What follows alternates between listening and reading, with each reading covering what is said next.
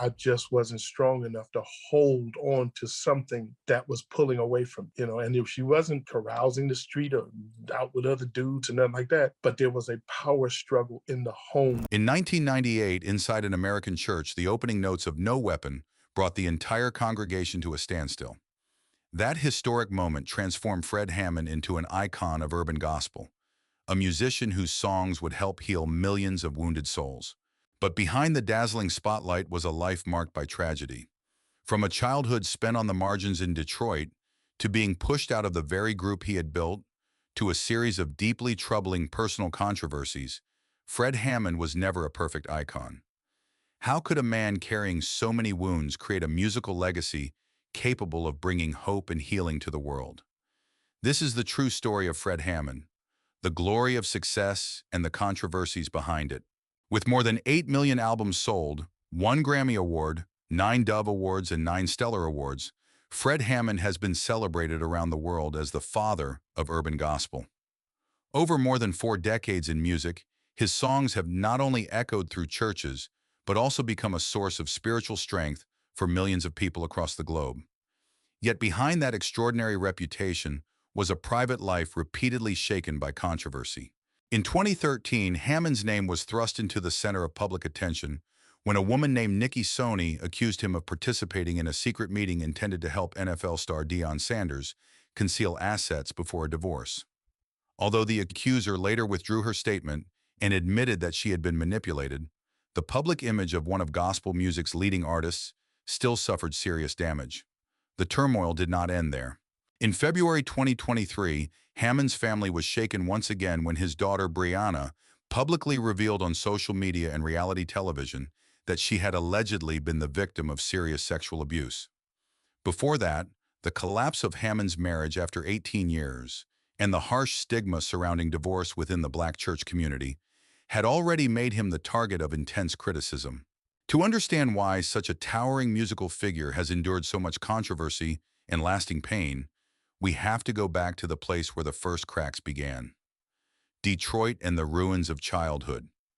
Fred Hammond was born on December 27, 1960, in Detroit, Michigan.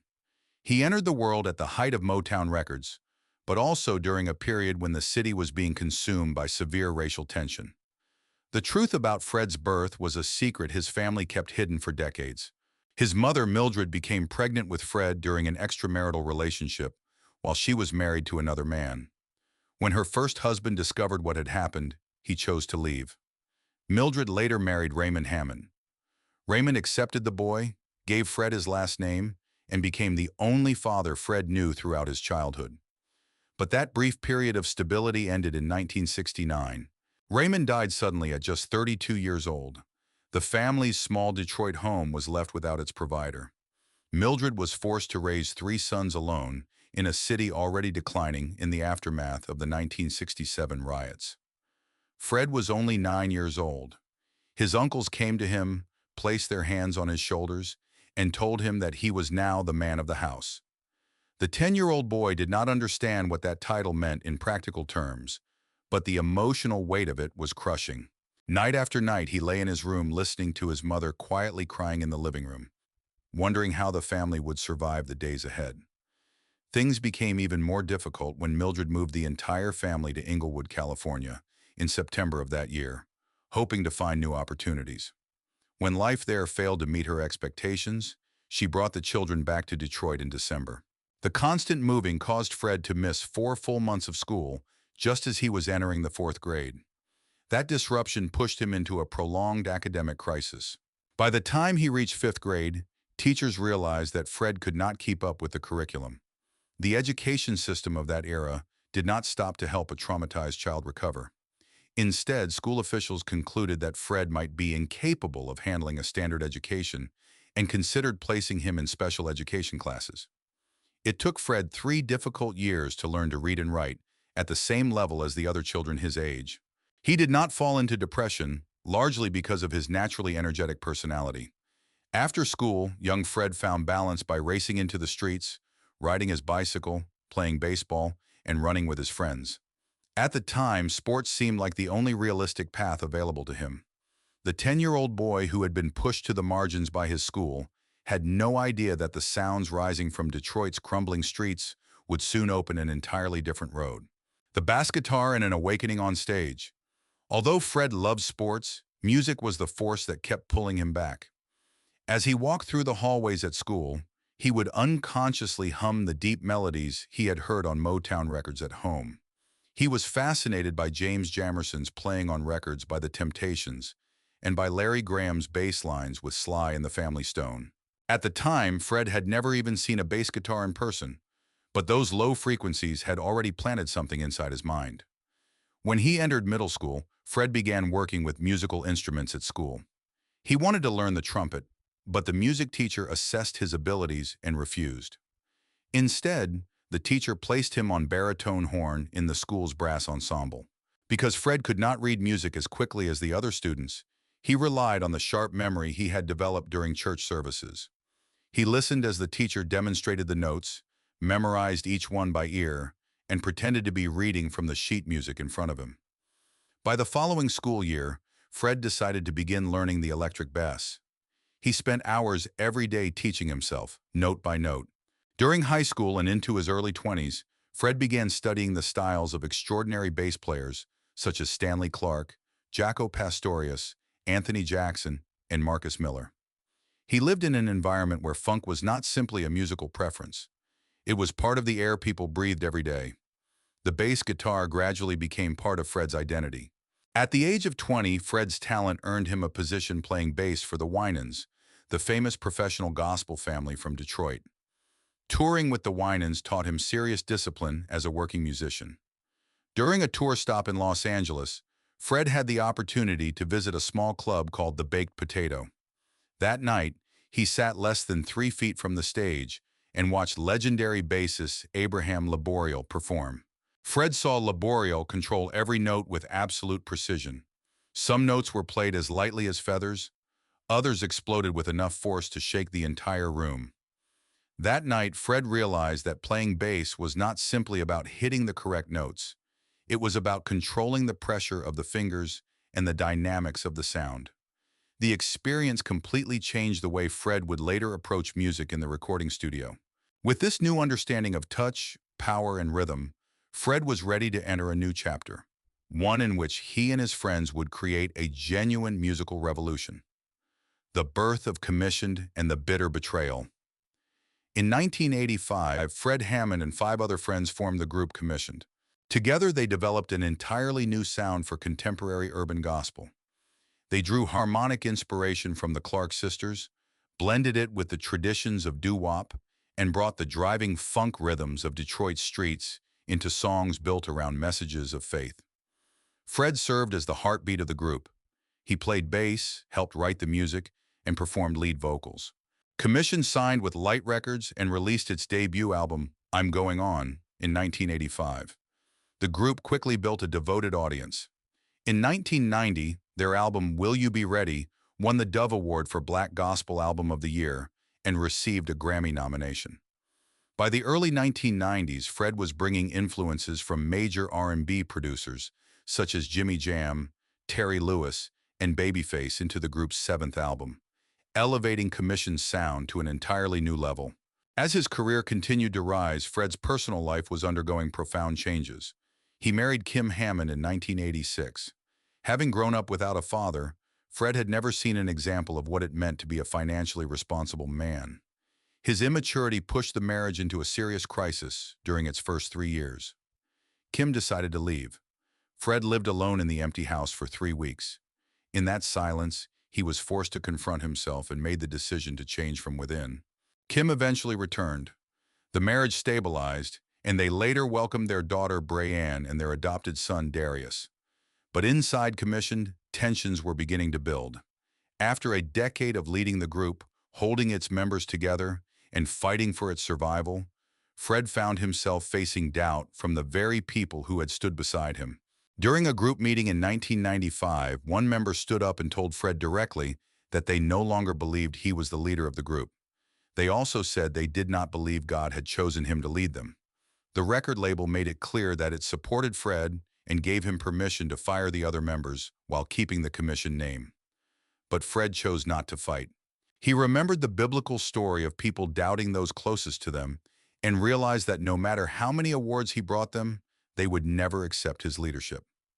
Fred decided to let go. In 1995, he walked away from Commissioned. After leaving the musical creation he had spent 10 years building, Fred found himself standing in the middle of a vast and painful emptiness, with no idea where the next step would lead. The solo journey and judgment from the church community. After leaving Commissioned, Fred Hammond entered a period he described as a musical wilderness. He had no intention of retiring, but he also had no idea what to do next. Eventually, he decided to do something he had never particularly enjoyed before: form a choir. He gathered approximately 40 young singers, established face-to-face productions, and created the group Radical for Christ. In 1998, the album Pages of Life Chapters 1 and 2 was released. It became an immediate sensation, climbing to #1 on the Billboard Gospel chart and selling millions of copies. The album featured No Weapon, a song that quickly became a cultural phenomenon in churches across America. Fred Hammond's name soared as a solo artist. In 2001, Purpose by Design earned him a Dove Award, and in 2008, Free to Worship won him the Grammy Award for Best Contemporary R&B Gospel Album. But as Fred's fame grew, his private life came under greater scrutiny. Rumors began circulating about his relationships with female artists who toured with him. At the same time, his marriage to Kim Hammond came to an end after 18 years. The couple officially divorced in 2004. In later interviews, Fred explained that internal power struggles had developed within the family, conflicts he could not repair, despite his efforts to hold the marriage together. He chose not to reveal the private details publicly in order to protect his former wife and their children. The divorce triggered a fierce wave of controversy within the gospel community. At the time, many within America's Black church community held deeply unforgiving attitudes toward divorced artists. Some viewed the collapse of a marriage as a disqualification from ministry. Fred offered no public defense. Instead, he continued to appear before audiences and release new music, including Something 'Bout Love in 2004 and Love Unstoppable in 2009. In 2012, Fred released the album God, Love, and Romance, which included songs about romantic relationships.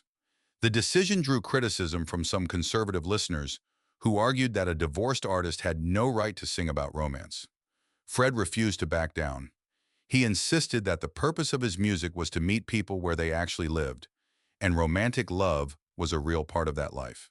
But just as Fred began to regain his balance as a solo artist, another storm erupted, pulling his name into a scandal involving money and the power of the elite. The 2013 scandal and the truth that was obscured. In 2013, a media scandal erupted, placing Fred Hammond at the center of widespread public attention. A Texas woman named Nikki Stoney appeared in outlets such as Page Six and Rumor Fix. In interviews, Stoney claimed that she had been involved in a 2-year relationship with Fred Hammond. Stoney then made a serious allegation. She claimed that in February 2011, she had been present at Fred's Texas home during a private meeting involving Fred Hammond, Bishop T.D. Jakes, and former NFL star Deion Sanders. According to Stoney, the purpose of the meeting was to discuss ways to help Deion Sanders conceal some of his assets before filing for divorce from his wife at the time, Pilar Sanders. Stoney said she was prepared to testify against Deion in court. The allegation immediately pulled Fred Hammond into the middle of Deion and Pilar Sanders' highly publicized divorce battle, a case already filled with accusations of infidelity and disputes over assets across social media. The name of one of gospel music's most respected artists was now being linked to an alleged attempt to deceive the court. Fred Hammond immediately denied the claim in its entirety. He insisted that he had never helped Deion Sanders hide money. From a legal standpoint, a Texas court had already ruled that the prenuptial agreement between Deion and Pilar was valid. That meant that whether Stoney's statement was true or not, Pilar's property settlement had already been predetermined and could not have been altered by the alleged meeting. A short time later, the story took another turn. Nikki Stoney unexpectedly reappeared and withdrew key parts of her previous allegations. She admitted that Pilar's media representative had manipulated her and coached her on what to say in order to place pressure on the case. Sony apologized and stated that Fred Hammond had treated her with great kindness and concern during a difficult period in her life. Even after the truth became clearer, the sensational headlines had already spread across the internet. Fred Hammond's public image remained damaged in the eyes of some people. Despite the controversy, Fred chose to move forward quietly. That same year, in 2013, he joined singers Dave Hollister, Brian Courtney Wilson, and Eric Robertson to form United Tenors, returning to the group format he had always loved. No matter how much controversy surrounded his name, Fred Hammond chose to keep moving in silence, pouring his energy into building the next generation, the builder of a generation and the wounds of his later years. Alongside his own career, Fred Hammond devoted significant time to discovering and supporting young talent. When Marvin Sapp was only 19 years old, Fred called him and guided him through his first steps in the music industry. During one performance, Fred spotted Israel Houghton sitting in the audience, invited him onto the stage, and declared that he would be the next person to carry the legacy forward. On another occasion, a 13-year-old Rodney Jerkins came to Fred's studio, hoping to become a rapper. Fred recognized the boy's talent for production, brought Jerkins into the recording process, and helped ignite his passion. Jerkins later became one of the world's leading music producers, working with Michael Jackson and reportedly earning $500,000 per project. Fred also hired Monica Coates as his personal assistant for $350 a week, mentoring and developing her until she rose to become the head of Motown Gospel. Outside of music, Fred quietly pursued a passion for filmmaking. Inspired by the creative ownership models of Flight Time Studios in Paisley Park, which he had visited when he was younger, Fred founded Face to Face Productions. For nearly 2 decades, he wrote, directed, and edited independent films, finding a new sense of fulfillment behind the camera. In recent years, his family has experienced both recognition and new pain. In 2021, Commission was inducted into the Gospel Music Hall of Fame at the Dove Awards. Then in 2024, Fred reunited with former members Keith Staton and Marcus Cole to release the album Time Capsule. But in February 2023, Fred's daughter Brianna publicly stated on social media that she had allegedly been the victim of serious sexual abuse and was working with attorneys to pursue the matter. The revelation came while Brianna was appearing on the reality television series Grown in Gospel. Fred responded quietly in public, but the development added yet another layer of pain to his family's story. As of 2026, Fred Hammond is 65 years old. He lives alone in Cedar Hill, Texas, and continues to write music. He has devoted much of his attention to the film project The Choir, a work exploring mental health, psychological trauma, and crises of faith within the church. Fred's current net worth is estimated at approximately $500,000, a figure that reflects the nature of a career focused more on service than on maximizing mainstream commercial profit. After more than 4 decades in music, he has sold more than 8 million albums and earned 1 Grammy Award, 9 Dove Awards, and 9 Stellar Awards. Looking back on his entire journey, Fred Hammond was never a flawless figure without scars. He rose from a childhood marked by abandonment in Detroit, endured betrayal from the people closest to him, survived the collapse of his marriage, and found himself pulled into the scandals of the entertainment world. Yet that very imperfection became the bridge connecting his music to millions of listeners. Through the fractures of his private life, Fred Hammond created melodies with the power to heal wounded souls. How do you view Fred Hammond's journey? Are you more inspired by his determination to keep rising, or by his quiet contributions to the younger generation? Share your thoughts in the comments below and subscribe to the channel so you do not miss the stories still to come.